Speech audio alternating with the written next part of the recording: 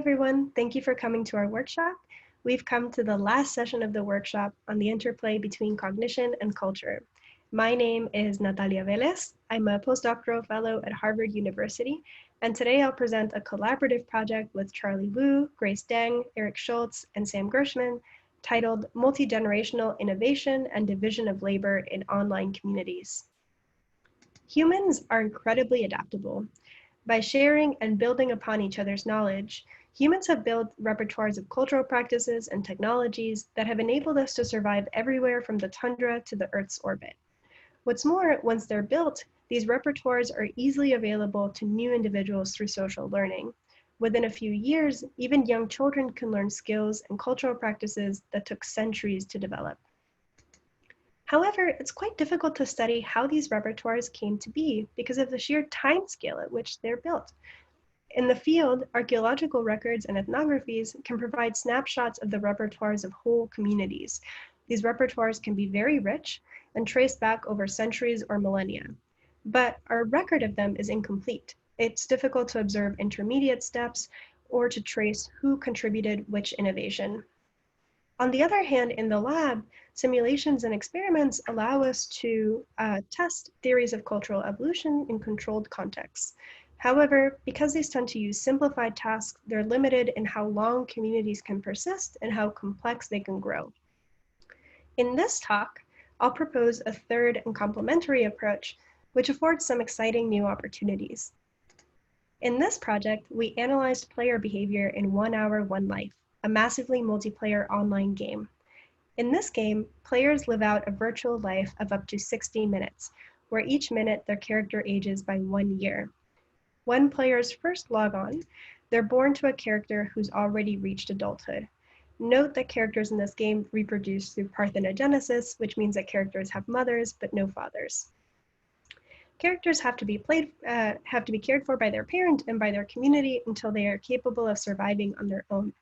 And starting in adulthood, characters can contribute incremental technological improvements to their community, which can lead to large technological leaps over many generations. And for the rest of this talk, I'll define communities as family lineages. So one family is one community. Now, surviving to old age in this game is actually quite difficult. Characters can starve or run into dangerous animals or even be killed by other characters along the way. But if they survive, families can endure for quite some time. The longest running family in our sample survived continuously for 102 hours in real time, which would correspond to over 6,000 years of in-game time. All told, our sample includes over 3,000 family lines, composed of over 300,000 characters, played by over 19,000 unique players from all over the world. What's more, these communities also have a lot of room to grow their repertoire. At the heart of the game is a rich technological tree. Players can build more sophisticated technologies by combining simpler parts. For example, you can use a sharp stone to trim a branch and make a short stick. And over time, through many incremental improvements, communities can build very complex technologies such as cars, lavish clothing, and cameras. Many of these complex technologies would be impossible to build within a single character's lifetime. Anecdotally, many players spend entire lives trying to make incremental progress.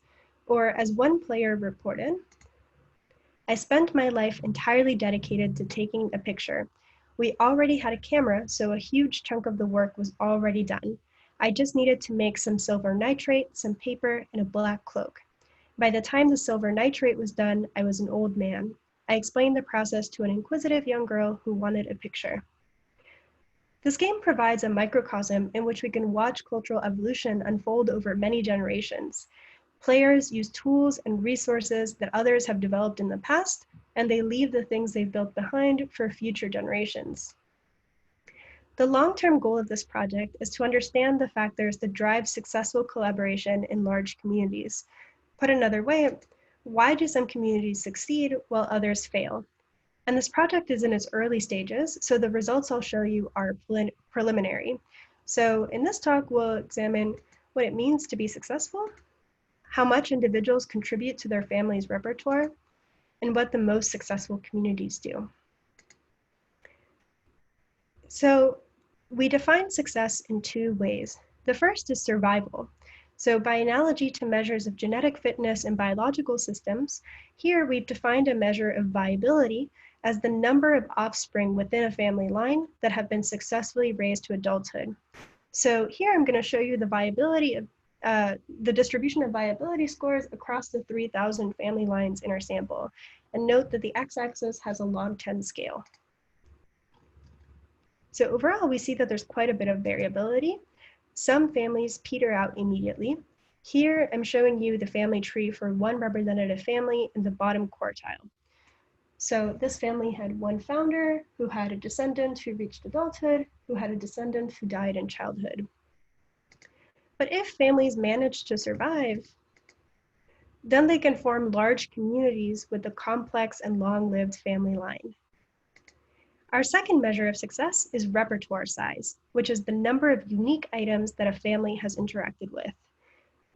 So things like sharp stone, branch, clay bowl, paper, and camera are each one unique item. There are over 3,000 items in the game, so families have quite a lot of room to grow.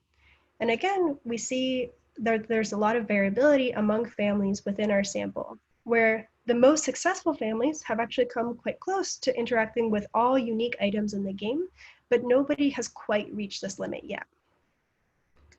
And these measures of success are related to one another. Larger families also tend to have larger technological repertoires. So now we can start to ask how these repertoires came to be. How much do individuals contribute to the repertoire of the community as a whole? And to do this, we tallied how many new discoveries each character contributed to the family's repertoire. So a character is credited for a discovery when they're the first in their family to interact with an item. Next, we can see how equitably discoveries are distributed within a family. So if one character came up with all the discoveries, then the distribution would look like this. And if everyone in the family contributed equally, then the distribution for that family would look like this. Next, we can summarize how unequal this distribution is within a single family using a measure called the Gini coefficient, or G. The Gini coefficient is traditionally used to measure income inequality within a nation, but it can more generally be used as a measure of statistical dispersion. Here, we're using it to measure how unequally discoveries are distributed within families. To calculate G, we first line up every member in the family on the x-axis from fewest to most discoveries. Since everyone here contributed equally, this ordering is arbitrary. And then we put the number of discoveries they've contributed along the y-axis as a cumulative proportion of the whole family's repertoire. This curve is called a Lorenz curve. If everybody contributes equally, then the Lorenz curve will lie along the diagonal, and G equals 0. We'll call this case perfect equality. And if just one character generates all the discoveries, then the Lorenz curve will look like this, and G equals 1. I'll call this case total inequality. So the key thing to keep in mind here is that families that have more unequal distributions will also have higher G. And here's what this looks like for one representative family within our sample. And so next, we can look at the relationship between this Gini coefficient and our two measures of success, viability, and repertoire size across all the families within our sample. First, we find that the families that had the most unequal distributions also tended to raise more children to adulthood. And this plot is informative for what it shows as much as for what it doesn't show. Note that there are no families with G below 0.4, which suggests that every family in our sample is unequal to some extent. Next, we also find that more unequal families also tend to have larger technological repertoires. Keep in mind, though, that these are preliminary results, which provide only a static cross-section of all families. This doesn't tell us whether the largest families have always divided their labor this way, or whether the optimal division of labor shifts across a family's history. And ongoing work is currently exploring these questions. So taking a step back, studying how communities build their repertoire is difficult using traditional methods, given the sheer scale at which these processes unfold.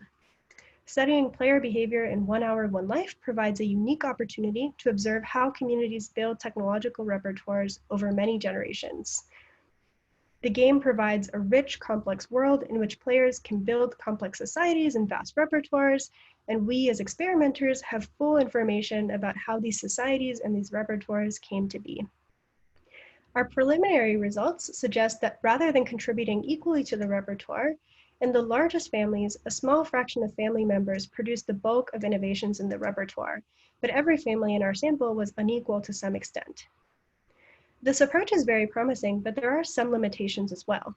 The game does simplify a few things that make it different from the real world. Characters reproduce asexually in the game, which might simplify social structures. It certainly simplifies kin structures. And players can live out many lives as many characters, which means that dying in the game is much less costly than in real life. Importantly, this buffers players against risk, which may influence how broadly they explore or how they cooperate with others. And if you're curious about how risk preferences and social preferences vary across different cultural contexts, then you should check out Dorsa Amir's talk later in the session. It's also important to consider the cultural values and experiences that players bring into this game. The game has attracted a large base of players, but it's likely that weird societies are overrepresented in the space, and that the players who are drawn to playing the game form a self-selecting group. It's possible that the real-world cultural experiences that players bring into this game shapes how much they rely on others' work or try to strike out on their own. That's what strategies they use to learn about their family's repertoire and how they cooperate with others. And Christine Laguerre's talk at the end of this session explores cross-cultural continuities and variation and how humans acquire cumulative culture. So far, our results tell us what a small sliver of the community is doing. A relatively small portion of players produces the bulk of the innovations in their family's repertoire. Moving forward, this raises one key question, which is, what is everybody else in the family doing? In order to survive in the game, it's not enough to just explore and keep adding and adding new technologies. At some point, communities have to exploit available resources and technologies to maintain the community as a whole. And if we take a bird's eye view of the societies that players have built in this game, we see that there's a rich division of labor, where different players engage in activities such as farming, hunting, building, and childcare. Our ongoing work uses unsupervised machine learning techniques to discover the latent structure in these activities and to predict how division of labor within communities contributes to their success. And if you're curious about how these techniques can be used to study cognition in cross-cultural settings, then I highly recommend that you stay tuned for Kara Wiseman's talk, which is coming up next. All right, I'd like to thank my collaborators, Jason Rohrer and the rest of the 1 Hour, 1 Life community, and all of you for listening.